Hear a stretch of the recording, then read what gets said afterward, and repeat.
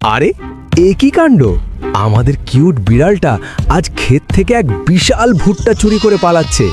পেছনে মালিক লাঠি নিয়ে ছুটছে, আরে থাম, ভুট্টাটা দিয়ে যা। কিন্তু আমাদের বিড়ালের তো আজ অন্য পরিকল্পনা, সে একদম ডন স্টাইলে পালাচ্ছে। বাড়ি এসেই একদম প্রফেশনাল শেফের মতো কাজ শুরু।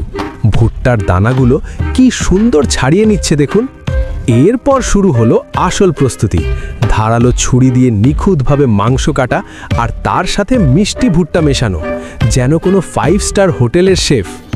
এবার ময়দার ডো বানিয়ে তা দিয়ে ছোট ছোট রুটি বেলা। বিড়ালের হাতে এত সুন্দর গোল রুটি, বিশ্বাসই হচ্ছে না, তাই না? রুটির ভেতর পুর দিয়ে তৈরি হয়ে গেল দারুণ সব ডাম্পলিং।